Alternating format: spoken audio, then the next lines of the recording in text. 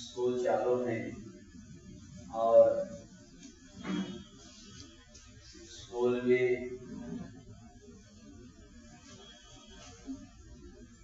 जो बच्चे आए हैं स्कूल में तो अति आनंद के साथ बच्चे आए हैं। बच्चों को स्कूल में कब आनंद आता है? जिस दिन सबसे ज्यादा आनंद बच्चों को उस दिन आता है जिस दिन बच्चों को छुट्टी शुरू होने वाली है। बस अब अंतिम दिन है भैया, चलो बस आज इसके बाद अब छुट्टी है, गर्मी की छुट्टी, 1-1.5 महीना छुट्टी। तो छुट्टी के दिन थे और बच्चे आए स्कूल में और अंतिम क्लास चल रहा है। अंतिम क्लास जैसे पूर्ण हुआ, टीचर आए, बोर्ड पर अपना विषय लिख दिया और लिखने के बाद बच्चों ने अच्छी तरह से पढ़ लिया। पढ़ने के बाद घंटी बजी, स्कूल छूट गया और उसके बाद अब 1-1.5 महीने तक छुट्टी है। 1.5 महीने के बाद फिर स्कूल शुरू हो जाएगा। तो 1.5 महीने तक स्कूल बंद रहा। 1.5 महीने के बाद जब बच्चे फिर आ गए स्कूल में और फिर प्रथम क्लास लग गया, टीचर आ गए, तब बोर्ड पर वही लिखा हुआ था जो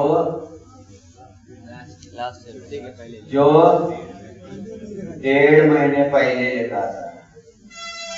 अब जब ये क्लास में आ गए, दूसरे टीचर आ गए, तो टीचर आ गए, जब तक वो अपने डस्टर से उसको नहीं मिटाएंगे तब तक किसका क्लास चल रहे हो? किसका क्लास चल रहा है? पुराना क्लास, पुराना वाला क्लास। पुराने टीचर का 1-1.5 महीने पूर्व में जो टीचर बोर्ड पर लिख के गए हैं उसी का ही क्लास अभी भी चल रहा है, क्योंकि बोर्ड के ऊपर लिखा हुआ है। जब तक दूसरा टीचर आकर के अपना विषय वहां पे लिखेगा नहीं, तब तक उसी टीचर का क्लास माना जाएगा। सही है कि गलत है? सही है ना? बस उसी प्रकार अब भगवान महावीर का यह शासन कब तक चलेगा? बोलो जल्दी। 21,000 साल। कब तक भगवान महावीर का शासन चलेगा? अरे हमारे शासन नायक भगवान महावीर, हमारे क्लास टीचर भगवान महावीर है, इतना तो याद रखो। अब इस क्लास टीचर का विषय कब तक रहेगा? मतलब कितने साल तक रहेगा? ये लगा हिसाब नहीं, सब नहीं आता, कैलकुलेटर नहीं आपके पास। ये 21,000 वर्ष का पंचम काल, फिर 21,000 वर्ष का छठा काल, फिर 21,000 वर्ष का पंचम काल, पहला काल। अरे यार पढ़े लिखे नहीं आप। अरे ये पंचम काल 21,000 का है, उसके बाद फिर 21,000 का पंचम काल आएगा, उसके बाद पंचम काल के बाद छठा काल आएगा, छठे के बाद फिर 21,000 का छठा आएगा, फिर पंचम। अरे यार मैं तो सुनता रहता था, क्या नहीं मालूम। छठे के बाद फिर छठा, फिर पांचवा, फिर ऐसा होगा। ये उतरता काल है और चढ़ता रहेगा। आए समझ में? ये पंचम काल 21,000 का, उसके बाद आएगा छठा काल 21,000 का, जब उसके बाद लास्ट में प्रलय सब होगा, सब विनाश होगा, फिर शुरू हो जाएगा छठा काल नवीन विकास की ओर। अब चलना है, अब ये उतरता उतरता उतर ढलान लगे, उतर रहे।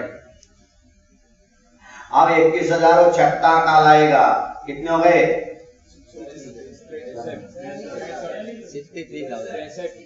63। फिर उसके बाद आएगा पंचम काल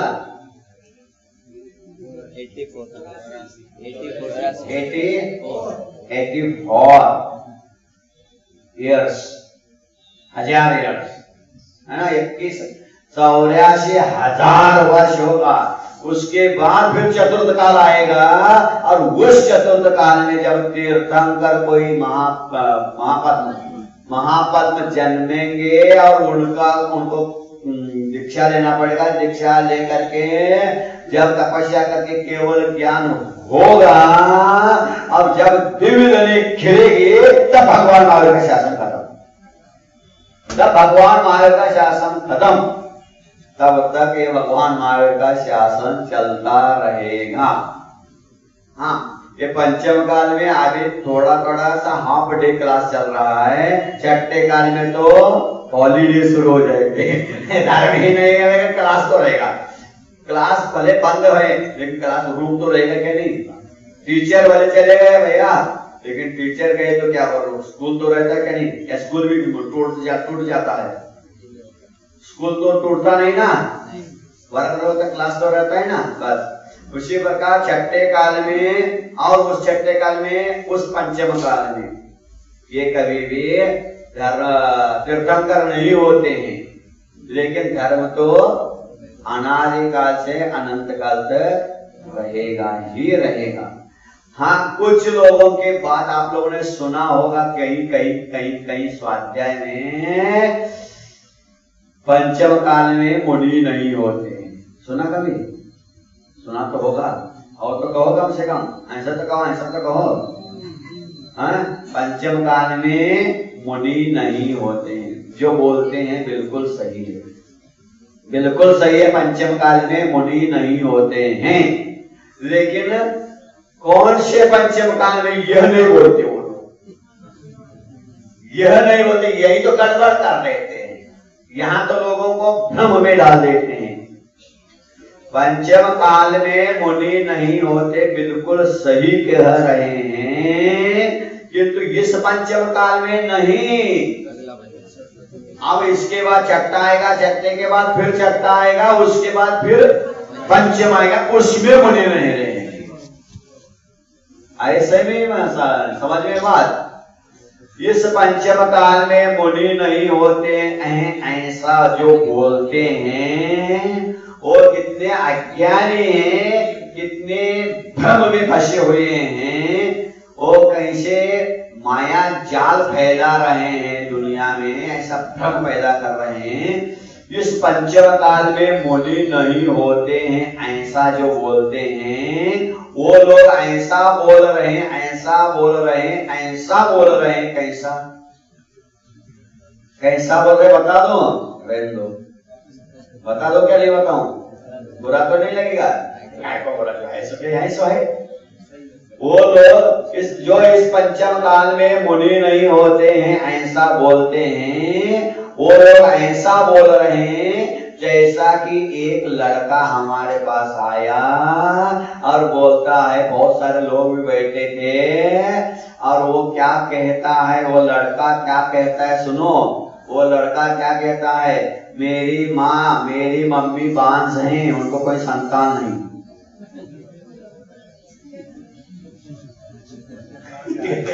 आई समझ में बात, आई समझ में। वो लड़का कह रहा है 50 लोगों के बीच में, मेरी माँ बांझ है, उनको कोई लड़के नहीं है। और क्या कह रहा है, क्या कह रहा है वो, और क्या कह रहा है? अब बोलो, ये सही है क्या गलत है? ये सही है क्या गलत है? क्यों, कैसे गलत है? खुद कह रहा है मेरी माँ और कह रहा है बांझ है। ये संभव हो सकता है? हो सकता है नहीं है ना। तो उसी प्रकार पंचम काल में मुनि नहीं होते हैं, वो मूर्ख ऐसा ही बोल रहे हैं, क्योंकि आचार्य कुंद का ग्रंथों पढ़ रहे हैं, आचार्य पूज्यपाद का पढ़ रहे हैं, अम्बुसेन आचार्य का पढ़ रहे, पूर्व आचार्यों को ग्रंथ पढ़ रहे, वो सारे आचार्य पंचम काल में ही हुए जी। वो सारे आचार्य पंचम काल में ही हुए हैं और उनके तो ग्रंथ पढ़ो और के वो पंचम काल में मुनि नहीं होते हैं। तो वो लड़का वो एक सा क्या नहीं बोलो, वो लड़का अब वो ये कि समान क्वालिटी के है कि नहीं बोलो, तो ये कि नहीं है?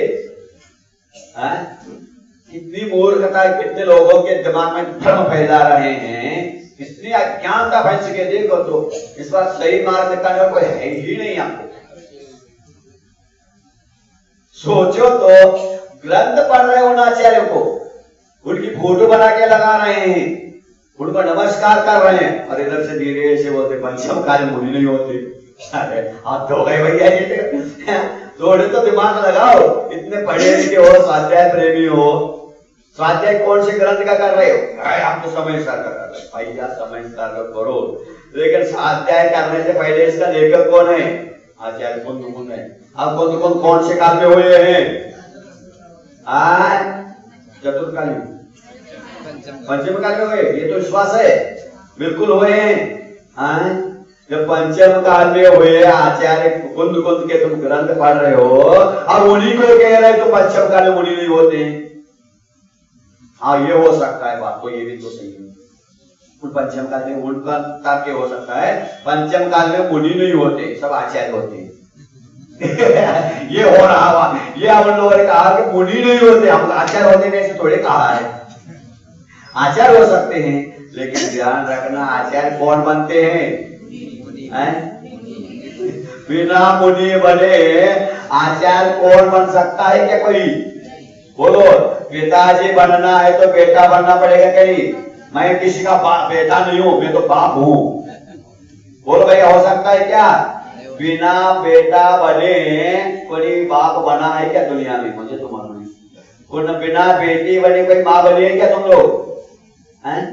महाराज हम तो किसी की बेटी नहीं, हम तो माँ है हमारे बेटियों की। हो सकता है, हो सकता है। उसी प्रकार बिना मुनि बने कोई आचार्य बनेगा क्या? बिना शिष्य बने कोई गुरु बनेगा क्या? गुरु बिना भक्त बने कोई भगवान बनेगा क्या? आज तो फर्राटे के साथ चल रहा है जोरदार, भक्त नहीं भगवान बनेंगे। बोलो बोलो बोलते ओ बनेगी। ये अज्ञानियों का विद्या दृष्टि का नारा है, ध्यान रखना, ऐसा नहीं है। भक्त बन भगवान बनेंगे, हाँ ऐसा बोलो। पुत्र बन पिताजी बनेंगे।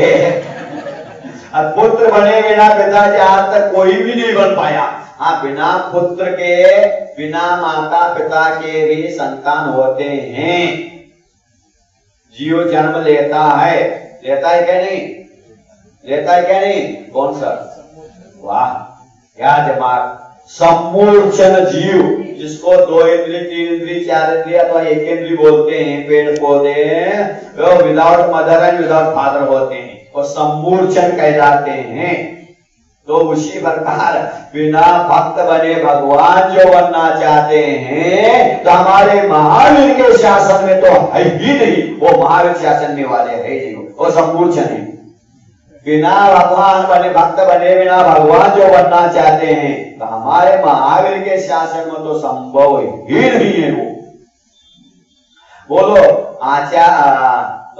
गणधर, गौतम गणधर पहला, गौतम गणधर बने के पहला भगवान महावीर के शिष्य बने? शिष्य बने ना, भक्त बने ना, तभी तो भगवान बने ना। साक्षात उदाहरण कल ही 2 घटना घटी है ना, कल तो गौतम गणधर आज। पहला कौन था? गौतम गणधर था क्या? इंद्रभूति था वो, इंद्रभूति था, जो इंद्र पद का भूत लगा था उसको, और विद्या का वो भूत था। वो इंद्रभूति का भूत कब उतरा? जब आकर के गुरु को अपनाया, गुरु पद को, गुरु के चरणों में शीश नवाया। अरे शिष्य बनने के लिए शीश काट करके चढ़ाना पड़ा तो भी सस्ता मानो। वो कौन सा एक गवाह आता है, किसने लिखा था,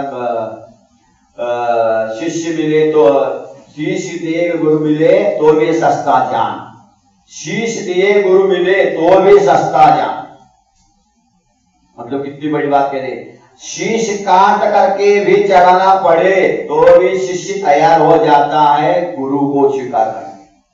गुरु बनना सरल है क्या शिष्य बनना सरल है? जल्दी बोलो।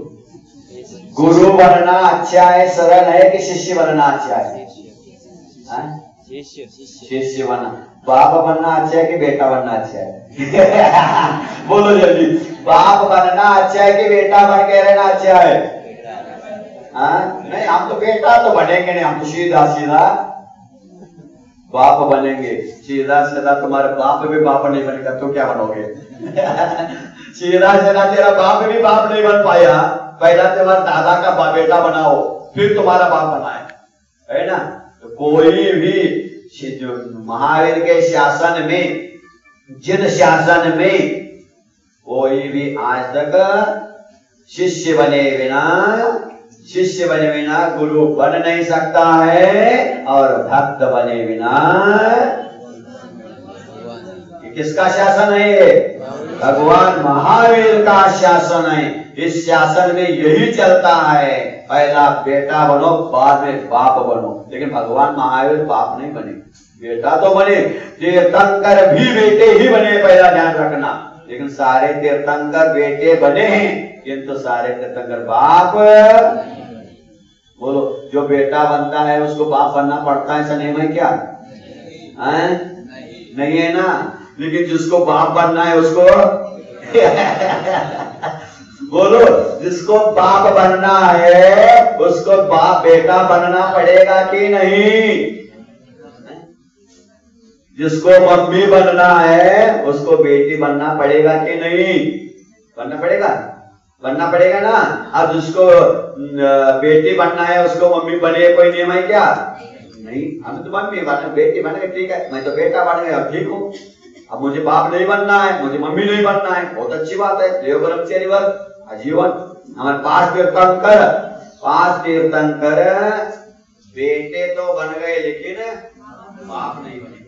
बेटे तो बन गए लेकिन बाप नहीं बने। उसी प्रकार भगवान बनना है तो शिष्य तो भक्त तो बनना ही पड़ेगा। भक्त बने कोई भगवान बन ही नहीं सकता है। महावीर भगवान का शासन है। और शिष्य बने बिना कोई भी नहीं। मेरा भाई को आवाज बढ़ाने से बिल ज्यादा आता है। बिल ज्यादा आता है, सिर्फ आवाज कम करके रखा है। आवाज ज्यादा है ना तो बिल ज्यादा आता है। तो ये भगवान महावीर का शासन है। ज्यादा मत बढ़ा दो, ज्यादा बिल कहाँ आ जाएगा। और बस सर ज्यादा ही घुमा दिया। ऐसा लगाओ ज्यादा चिल्लाना ना पड़े, साउंड व्यवस्थित रख लो। आपको समझ नहीं आता तो हरा लाइट लगता है ना, हरा लाइट जो चल रहा है तो हरा लाइट पूरा जलना चाहिए, लाल तक नहीं जाना चाहिए। हरा लाइट चलेगा ना तो ठीक है, व्यवस्थित है, समझ लेगा। तो भगवान महावीर का आज शासन दिन है। भगवान महावीर ने अपना शासन नहीं चलाया, चलते हुए शासन को आगे बढ़ाया। क्या कहा मैंने? भगवान महावीर ने अपना शासन नहीं चलाया, किंतु चलते हुए शासन को आगे बढ़ाया। बोलो, इंदिरा गांधी ने अपना शासन चलाया, अटल जी ने चलाया क्या, मनमोहन जी ने चलाया क्या? लिखे हुए शासन पद्धति को आगे बढ़ाया। बस अपने जैन धर्म के जैन शासन को, जैन धर्म को जानना चाहते हो तो भारत की राजनीति जानो। भारत की राजनीति और जैन धर्म का शासन एक ही है। कई शास्त्र अपने स्कूलों में पढ़ा होगा आप लोगों ने। भगवान महावीर जैन धर्म के कौन थे? संस्थापक। भगवान महावीर का ये जैन धर्म है। भगवान महावीर ने जैन धर्म बनाया, ऐसा लिखा है, लेकिन एकदम गलत है। ऐसा है ही नहीं, एकदम गलत है। भगवान महावीर का यह जैन धर्म नहीं है। जैन शासन भगवान महावीर का नहीं, ना उनके बाप का है, ना आदिनाथ का है, ना उनका बाप का है, ना कुंद कुंद का है, ना उनके बाप का है, ना विद्यासागर का है, ना उनके बाप का है, ना मेरा है, ना मेरे बाप का है, ना तुम्हारा है, ना तुम्हारे बाप का है। ये किसी का नहीं। जैसे भारत देश ना इंदिरा गांधी का, ना नेहरू का, ना अटल जी का, ना मनमोहन सिंह का, ना उनका है, ना उनके बाप का है। ये जैन शासन भी ऐसा ही है। जैसे भारत का शासन कैसा है, भारत का शासन कैसा है, ऐसा है। जो 5 साल के लिए चुन के आता है, जो 5 साल के लिए चुन करके आता है और भारत का प्रधानमंत्री बनता है, 5 साल शासन चलाता है, 5 साल होते ही फिर वो अच्छा शासन चला, फिर बैठ सकता है, नहीं तो उतरना पड़ता है। उसी प्रकार जैन धर्म अनादि काल से आया हुआ जैन धर्म है। जैन शासन अनादि काल से आया हुआ है। इसमें आदिनाथ से लेकर के महावीर तक 24 तीर्थंकर हुए। इन्होंने उसको आगे चलाया, आगे चलाया, आगे चलाते यहाँ तक लाए। ये हमेशा चलता रहेगा, इसका संस्थापक कोई नहीं है। जैन धर्म की कोऑपरेटिव संस्था, जैन धर्म कोऑपरेटिव संस्था है। इस कोई भी संस्था में कोई एक व्यक्ति नहीं होता है, मेंबर्स होते, एक चेयरमैन होता है, बाकी मेंबर्स होते हैं। और चेयरमैन खत्म हो गया, साल बदल गया, इलेक्शन हो गया, दूसरा आ गया, बस उसी प्रकार। किंतु अन्य धर्मों में ऐसा नहीं, अन्य धर्म ऐसे नहीं, ध्यान रखना। अन्य धर्म कैसे हैं? जैसे बुद्ध ने अपना अलग से चलाया और उसका नाम रखा मैंने चलाया, इसलिए ये बौद्ध धर्म। बुद्ध के द्वारा संचालित हो गया, इसलिए वो बौद्ध धर्म हो गया। यीशु के द्वारा संचालित हो गया तो ईसाई धर्म हो गया। शिव के द्वारा संचालित हो गया, शैव धर्म हो गया। अपने अपने नाम से धर्म चलाया उन लोगों ने। लेकिन हमारे यहाँ जैन नाम का कौन तीर्थंकर है बोलो? भगवान महावीर ने जैन धर्म की स्थापना की और भगवान महावीर ने चलाया होता तो ये जैन धर्म नहीं होता। कौन सा धर्म होता? महावीर धर्म कहलाता। ध्यान रखना, ये महावीर धर्म है क्या जैन धर्म है? जैन नाम का कौन से तीर्थंकर है? कितने नंबर के तीर्थंकर है? जैन नाम के कौन से तीर्थंकर है? कितने नंबर के हैं?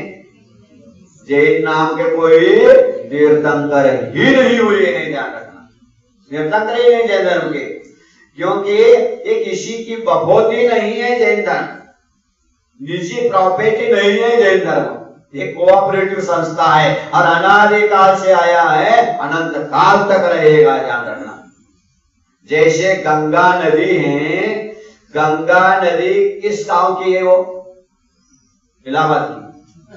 कहां की है वो?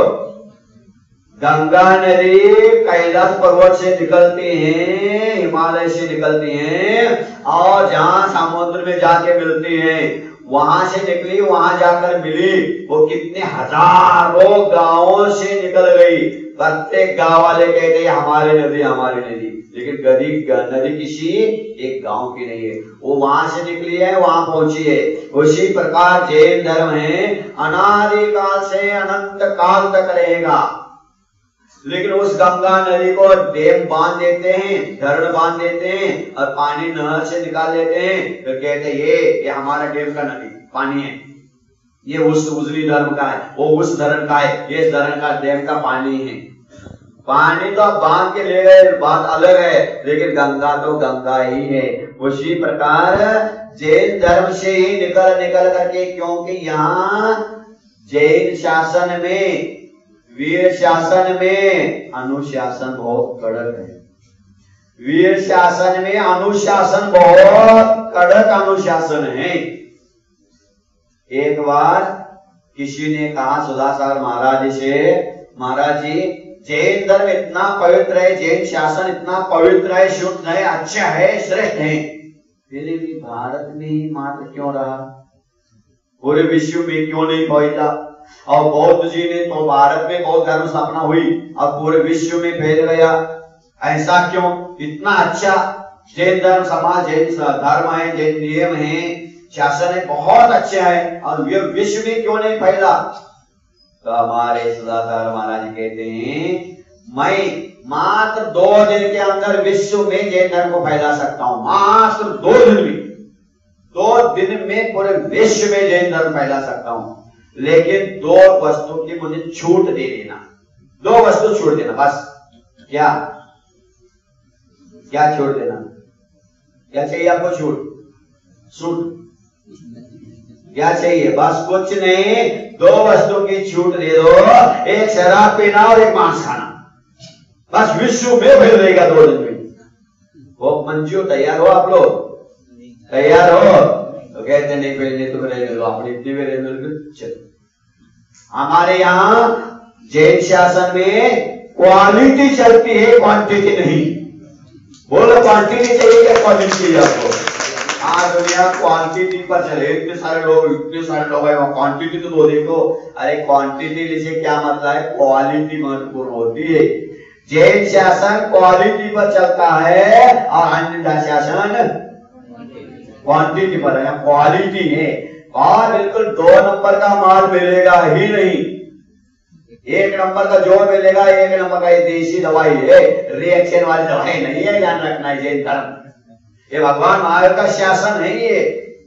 तो ये शासन में जो भी जन्म लेगा बस वो महापुण्यशाली होगा। और भारत का बताया हमने, भारत में प्रधानमंत्री जो होते हैं, भारत में प्रधानमंत्री जो होते हैं उसी प्रकार जैन धर्म के हमारे तीर्थंकर हैं। बोलो प्रधानमंत्री का जन्म होता है क्या? नहीं। तीर्थंकर का जन्म होता है क्या? नहीं। तीर्थंकर बालक का जन्म होता है, बालक तीर्थंकर बन जाते हैं, बालक का जन्म होता है। तो प्रधानमंत्री आपको बनना हो भारत का तो क्या करना पड़ेगा? बोलो जल्दी। इलेक्शन। प्रधानमंत्री बनना हो, किसी की ख्वाब तो होगी, तो सोचा तो होगा मन में, भले बने या नहीं, घर का ही मुख्यमंत्री, घर के मुखिया भी नहीं बन पा रहे हो, फिर भी मन में एक आध भाव तो आई होगी, काश मैं भी मुंबई का तो कम से कम मेयर, मुंबई का मेयर भी बन जाऊं तो भी उतना अच्छा होगा। काश कभी अपने स्कूल में निबंध नहीं लिखा, मैं भारत का प्रधानमंत्री हूं, तो लिखा होगा ना? सही से बोलना, लिखा होगा नहीं? क्या क्या लिखा था? मैं ऐसा होऊंगा तो पहला मेरा घर बनाऊंगा पर बढ़िया बड़ी से बढ़िया मैं पहले हमारे घर में प्रत्येक मेंबर के लिए एसी गाड़ी लूंगा। क्या क्या लिखा था आप लोगों ने? मैं ऐसा करूंगा, भले घर में भी कोई तुम्हारी बात नहीं मानते हो, लेकिन लिखने में तो सब कुछ लिख दिया तुमने, मैं प्रधानमंत्री बनूंगा तो ऐसा करूंगा। आप तो है ना, इच्छा तो हो, आज समझ लो तुम प्रधानमंत्री बनना है, समझ लो। तो प्रधानमंत्री भारत में कौन बन सकता है? भारत में प्रधानमंत्री वही बन सकता है, भारत में प्रधानमंत्री वही बन सकता है जो सबसे पहला भारतीय होना चाहिए। क्या विदेशी कोई भी आकर के बनेगी तो चलेगा क्या? नहीं, भारतीय होना चाहिए। पहली शर्त वो भारतीय होना चाहिए। दूसरी शर्त क्या है? वो कम से कम 18 वर्ष की उम्र से ऊपर होना चाहिए। कितने वर्ष के? 18 से उम्र से कितना भी 18 है ना, कम से कम 18 साल तो होना ही चाहिए, उसके बिना बन नहीं सकता है। नहीं छोटा बच्चा कहेगा मुझे भी प्रधानमंत्री बनाओ ना, नहीं, कम से कम 18 साल तो होना ही चाहिए। तो पहला भारतवासी होना चाहिए, दूसरा 18 वर्ष का होना चाहिए, और दूसरी सबसे बड़ी शर्त कौन सी है?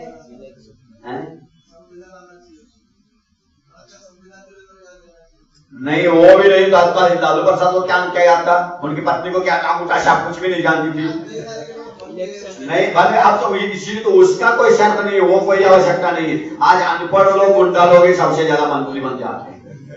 जो सबसे ज्यादा भ्रष्ट वो सबसे बड़ा गुंडा मंत्री। याद है, भारत का ही नियम है। क्या कर कुछ नहीं जानता है, उनका पीए सब जानता है और मंत्री कुछ नहीं जानता है। हर बात में सही क्या करना पड़ता है, पीए साहब और साहब ऐसा करना, ठीक है, बुद्धू हूं, कर लो, सही कर लेगा, वो क्या जानता है? तो बात ऐसी है, पहला भारतवासी होना चाहिए, दूसरा 18 साल का होना चाहिए, और सबसे बड़ी शर्त तीसरी है, वो इलेक्शन में जीतना चाहिए। मैं 18 साल का हूं, मैं संविधान सब जानता हूं, मानी मैंने ही संविधान बनाया है, सब कुछ किया है, जीत के आए क्या? जीत के आए हो?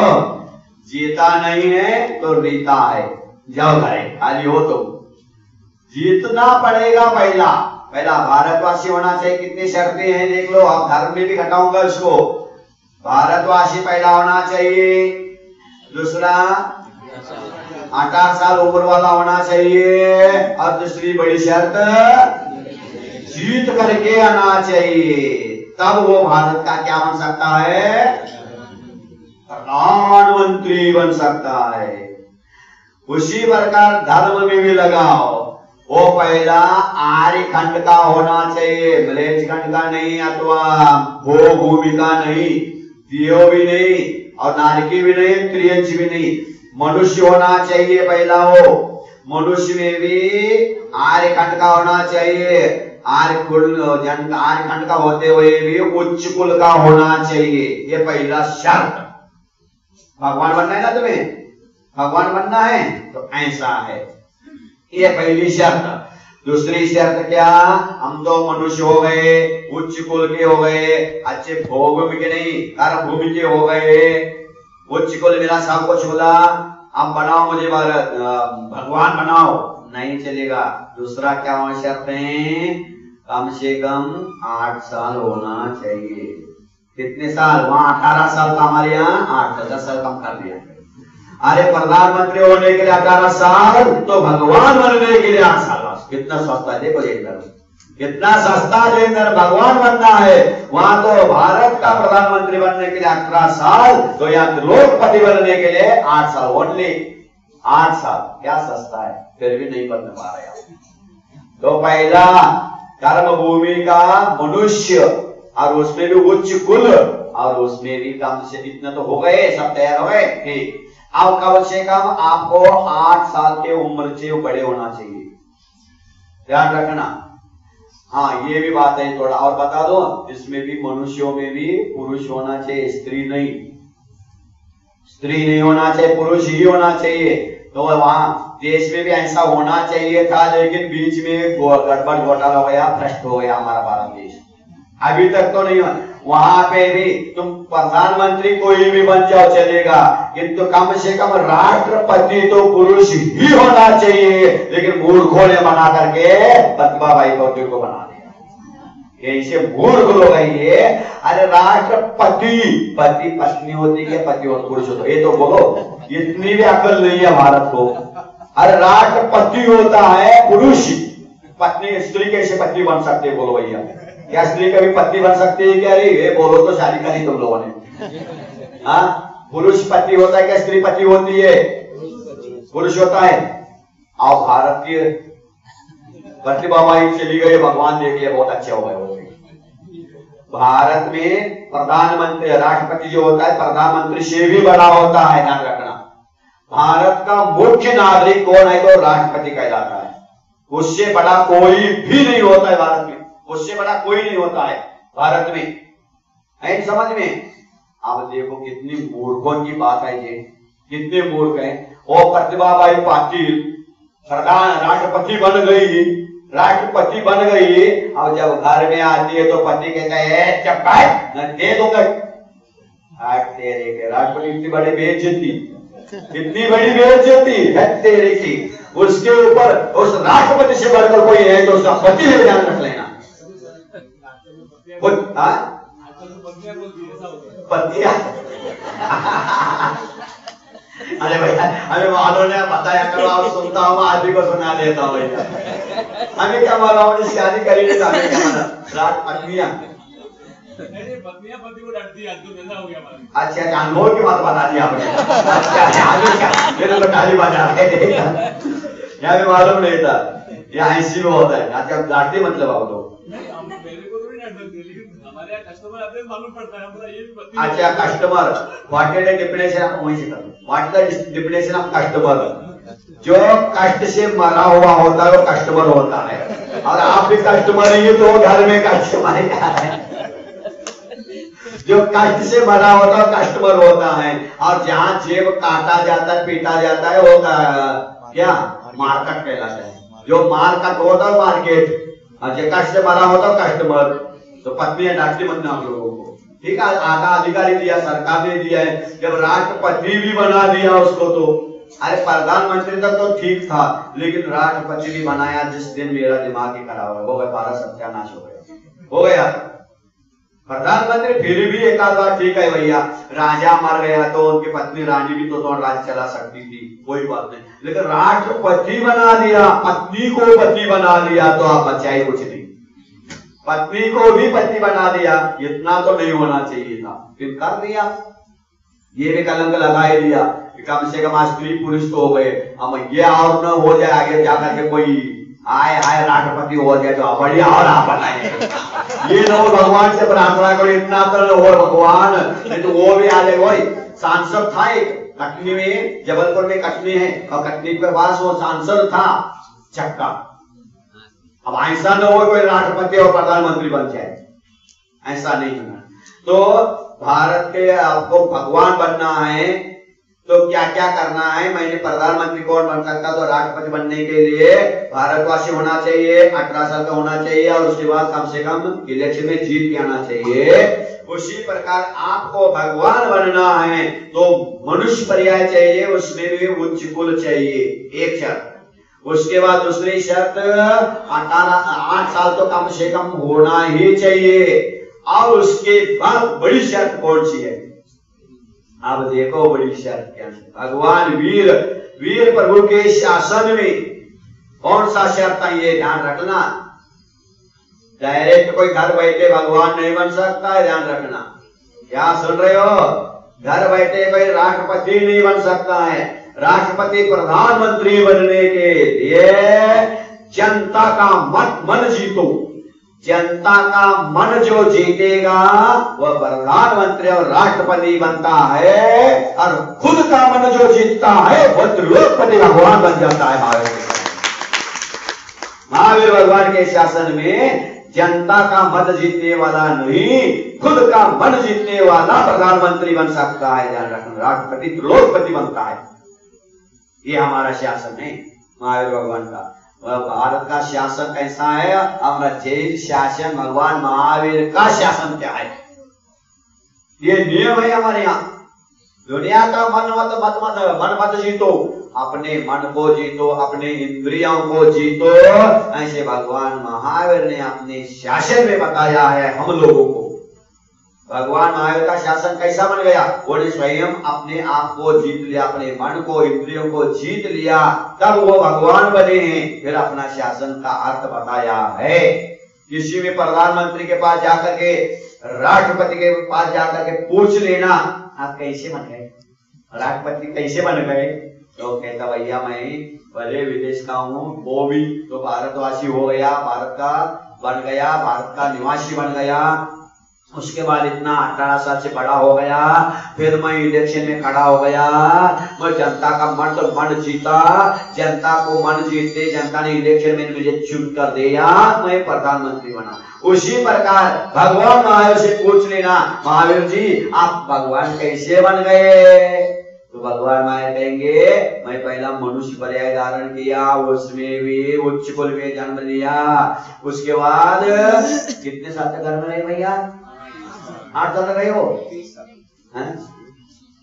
30 साल तक घर में, 30 साल घर में रहे और 12 साल तपस्या करे, और कितने साल तक उपदेश दिए, बात तो भगवान महावीर का उम्र कितना था, कितने उम्र क्या है, 72 ना, 72 ना।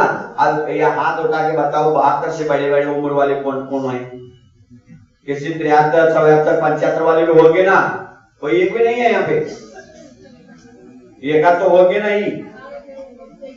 75 साल के वो बुढ़े आते ही नहीं आपको, अब बहुत अच्छी बात है। आप वहां कितने साल के हो, और ये तो है कि हाथ में उठाने शर्म लग रहे हो, मतलब भगवान महावीर से भी बड़े बड़े लोग यहाँ पे बैठे हैं, भगवान महावीर से उम्र में बड़े हैं, लेकिन पद में छोटे। तो भगवान महावीर भी ऐसे ही बने, तो पहले वो मनुष्य हुए, मनुष्य होने के बाद फिर क्या किया कि 30 साल तक घर में रहे, वो तो 30 साल कहने के लिए रहे, 8 साल के भी निकल सकते थे, लेकिन 30 साल तो रहे। फिर उसके बाद आत्मानुशासन, पहला अपने आत्मा के ऊपर अनुशासन लगाया, अनुशासित हो गए, कर दिया अपने आत्मा को, फिर वो भगवान बन करके अनुशासन चलाने लगे, अपना शासन चलाने लगे। अब भगवान महावीर के शासन में यही एक नारा है, पहला आत्मानुशासन, बाद में दूसरों के ऊपर अनुशासन। लेकिन आत्मा के ऊपर, अपने इंद्रियों के ऊपर शासन जो नहीं चलाएगा, वो आत्मानुशासन क्या पाएगा, भगवान महावीर को शासन को क्या जानेगा, वो तो नियम से दुशासन ही है, वो दुशासन है, ध्यान रखना। भगवान महावीर ने आत्मा के ऊपर, आत्मा स्वयं की आत्मा को शासन चलाया, बाद में अपना शासन चलाया। किंतु आज भगवान महावीर ने जो किया है वो करना तो चाहते हैं, भगवान महावीर बनना चाहते हैं, लेकिन अपने इंद्रियों को, मन को वश में रखना नहीं चाहते हैं, और भगवान महावीर का शासन का प्रचार करना चाहते हैं। संभव है? त्रिकाल असंभव, असंभव। और एक विशेष बात और सुनो, जितने भी हमारे तीर्थंकर हुए हैं, हो रहे हैं, होंगे, कोई भी तीर्थंकर घर में जब तक रहते हैं धर्म का उपदेश क्यों नहीं रहते? क्या ज्ञान नहीं था उनको? अच्छा, स्वाध्याय नहीं किए होंगे, वो लोग पढ़े नहीं होंगे, उस समय समझदार नहीं था ना, इसलिए पढ़े नहीं हो। घर में जब तक तीर्थंकर रहते हैं, 1 2 3 ज्ञान के धारी होते हैं, मति ज्ञान, श्रुत ज्ञान, अवधि ज्ञान नहीं, केवल ज्ञान ना, अवधि ज्ञान, फिर तो होशियार है। मति ज्ञान, श्रुत ज्ञान, अवधि ज्ञान, 3 ज्ञान के धारी होते हुए भी कभी भी कोई भी तीर्थंकर घर में बैठे स्वाध्याय नहीं किए हैं, न कराया है, धर्म का उपदेश नहीं देते हैं। क्यों वो जानते हैं कि जैन शासन में पहला आत्मानुशासन, बाद में दूसरों पर शासन। पहला हम ही आचरण में नहीं लाए, हम दूसरों को क्या उपदेश दे? बोलो, स्वयं आचरण न करो और दूसरों को उपदेश दो, ये भगवान महावीर के शासन में तो हो ही नहीं सकता है, ध्यान रखना, हो ही नहीं सकता है। भगवान महावीर ने स्वयं जीवन में हर चर्या, हर क्रिया जीवन में अपनाया है, उसके बाद वो केवल ज्ञानी बन गए, और केवल ज्ञानी बनने के बाद उपदेश देने की आवश्यकता ही नहीं। घर में रहे तब तक उपदेश दिए नहीं, मुनि दीक्षा लेने के बाद 12 साल तक बोले नहीं, और केवल ज्ञान होने के बाद बोलने की आवश्यकता पड़ी नहीं, अपने आप द्विवेदी करने। सुनी या नहीं सुनी? नहीं सुनी, सुन लिए? घर में 30 साल तक रहे भगवान महावीर, कभी एक भी ग्रंथ का स्वाध्याय ना किया है, ना किसी को कराया, ना उपदेश दिया। अरे मैं तो तीर्थंकर बनने वाला हूँ, मैं तो केवल ज्ञानी होने ही वाला हूँ, मेरे कल्याण हो रहे, 2 कल्याण हो चुके मेरा, अब तो मेरी बात मानो, मैं समझा रहा हूँ, सुनो। नहीं, आदिनाथ भगवान ने भी नहीं कहा। हाँ, आदिनाथ भगवान ने षट कर्म का उपदेश दिया, लेकिन षट धर्म का दिया है क्या? अशी मशी कृषि शिल्प वाणिज्य विद्या, कैसा जीवन व्यापन करना, कैसा जीना, यह आदिनाथ ने सिखाया। किंतु कैसा धर्म करना, मैं सोचता रहा आदिनाथ भगवान थोड़ी सी बुद्धि से कमजोर थे क्या? अरे घर में 360 कर्म कैसे करना, खेती कैसा करना, दुकान कैसा चलाना, व्यापार कैसा करना, फैक्ट्री कैसा करना, सब सिखाया कर्म करने का। क्या धर्म करने का थोड़ा बता देते, बेटा चौका ऐसा लगाया जाता है, कोई मारा जाए तो चौका पानी ऐसा लाना पड़ता है, चौका लगाना शुद्ध, थोड़ा सा बता देते ना तो 6 महीने। क्या बात, क्या गजब की बात है। क्यों नहीं बताए, क्यों नहीं बताए? बोलो, चौका लगाने का उपदेश देना, पूजन पाठ का उपदेश देना, ये तीर्थंकर कभी नहीं करते हैं, घर में रहते तब तक। कभी नहीं करेंगे, क्योंकि छद्मस्त अवस्था है। छद्मस्त अवस्था में कुछ भी मुख से गलत निकल सकता है, और एक महापुरुष के मुख से एक भी गलती निकल गई तो क्या होता है? हाँ, आप दिन भर 50,000 कितने लाखों झूठ बोलते होंगे दिन भर में आप अभी, और बाय चांस आप प्रधानमंत्री बन गए और झूठ बोलो तो, और वो भी तो प्रवचन में बोलो होगा, तुम्हें जब लेक्चर देते हो, भाषण देते हो, उस समय बोलो तो बोलो क्या होता है? होता है क्या नहीं? एक बार हुआ था, कोई मंत्री ने बोल दिया था 26 अगस्त को 26 जनवरी को 15 अगस्त बोल दिया। 26 जनवरी थी तो उसको 15 अगस्त बोल दिया, तो दूसरे दिन पेपर में साफ छप गए, भारत का प्रधानमंत्री, उनको ये मालूम नहीं है क्या कौन सा दिन है, तुरंत छप गया। और आपको कई बार मालूम होता नहीं क्या है, मालूम नहीं, फिर भी क्यों बड़े व्यक्ति के मुख से एक भी गलत शब्द निकल गया तो प्रामाणिक हो जाता है। इसीलिए कोई भी तीर्थंकर जैन शासन में घर में रहते तब वो उपदेश धर्म का नहीं लेते हैं। क्यों नहीं लेते? कि असंयमी होते हैं। इसीलिए शास्त्रों में लिखा है असंयमी कभी भी उपदेश देने का अधिकारी नहीं हो सकता, जिनका भी नहीं हो सकता है, क्योंकि उपदेश जिनको दिया जा रहा है वह भी असंयमी, और जो दे रहा है चोर चोर, बोलो बोलो बोलो, चोर चोर मौसे भाई, हम तो क्या देगा बेटा? वो कह रहा है वही प्रवचन में बैठ गया और सुनो ऐसा व्यापार करना चाहिए, ऐसा झूठ नहीं बोलना चाहिए, मायाचार नहीं करना चाहिए। प्रवचन बैठकर गद्दी पर बैठ करके कोई असंयमी पंडित प्रवचन दे रहा है तो सुनने वाला कहता है मेरे बगल में तो दुकान है तुम्हारी, मुझे मालूम नहीं क्या काम करते हो। सीधे सीधे वही बोलेगा, मुझे समझा दुनिया को उपदेश दे रहा है, अब मेरे बगल में तो दुकान है, क्या क्या करते दिन में मुझे मालूम नहीं किया। अब बोलो क्या करेंगे? चोर चोर मौसे रे भाई। इसीलिए भगवान महावीर के शासन में असंयम को उपदेश देने का अधिकार ही नहीं दिया है, ध्यान रखना। जब तक संयम जीवन में नहीं आएगा तब तक उपदेश देने का अधिकार नहीं है। फिर भी दे रहे हो, फिर भी उपदेश महावीर के जिन शासन में असंयमी की होकर के असंयमी के साथ उपदेश दे रहे हो तो बिना लाइसेंस के क्या कर रहे? बिना लाइसेंस के गाड़ी चला रहे हो।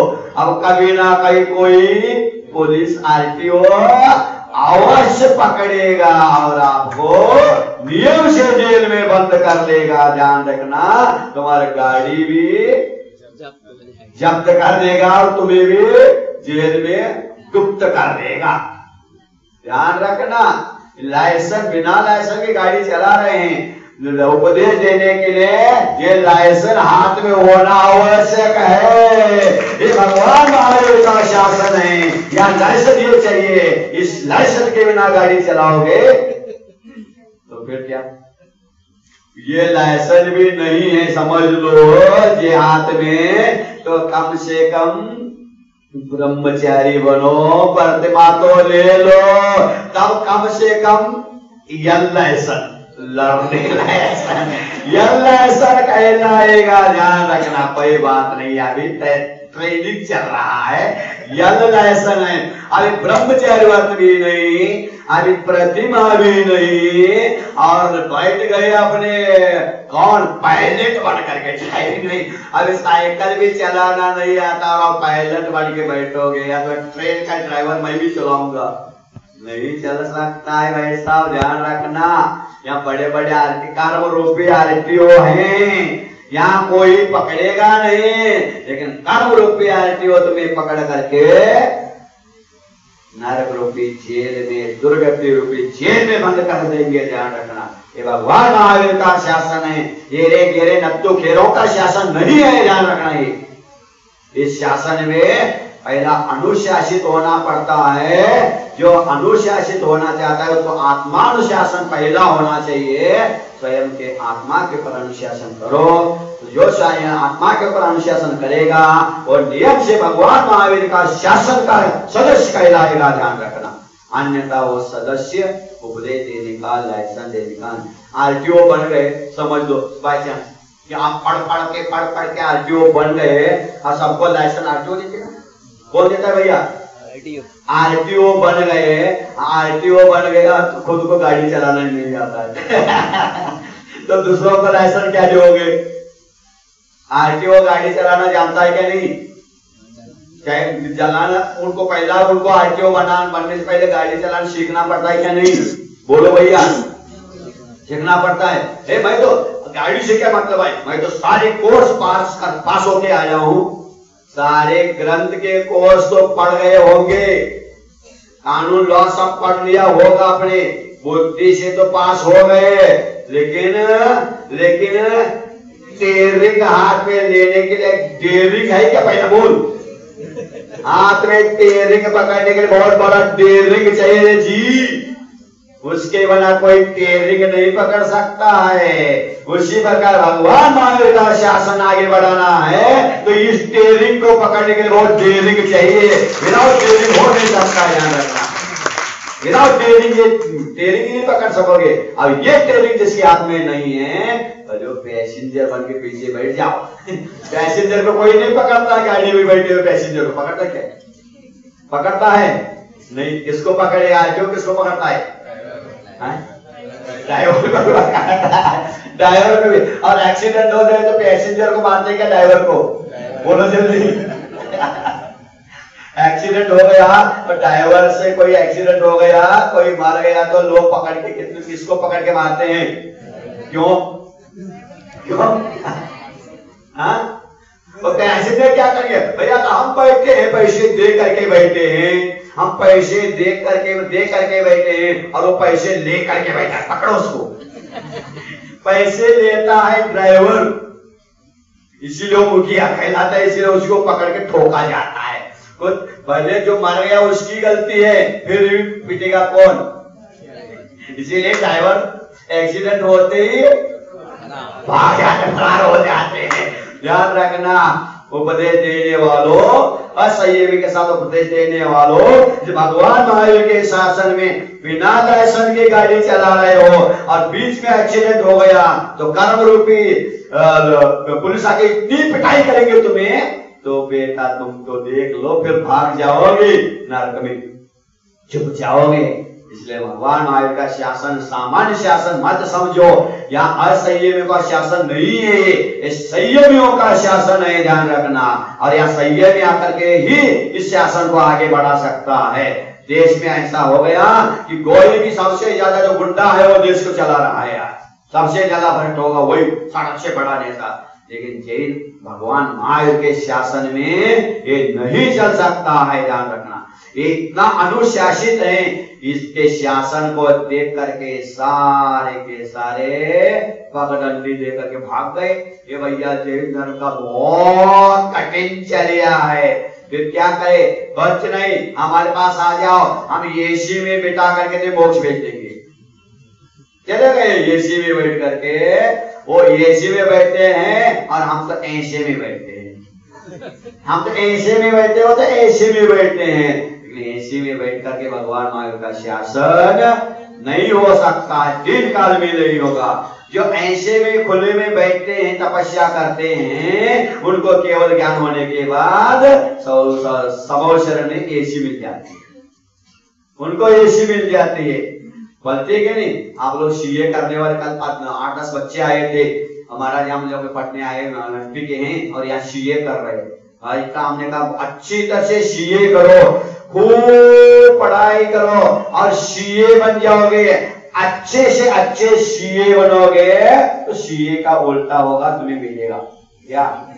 वाह, सीए बनोगे तो एसी में बैठोगे जिंदगी भर में, बढ़िया सीए करोगे तो जो ऐसे में बैठेगा, एसी में बैठने वालों को केवल ज्ञान नहीं होता है, जो ऐसे में खुले में बैठेगा उसको केवल ज्ञान होगा, फिर एसी मिलेगी। समोषण की।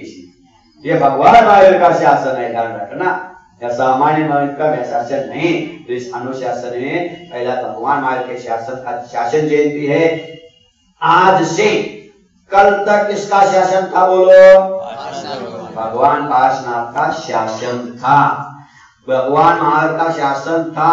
किंतु भगवान पार्श्वनाथ का शासन था, भगवान महावीर का केवल क्या होगा 66 दिन हो गए, किंतु अभी शासन नहीं चल रहा था। कैसे?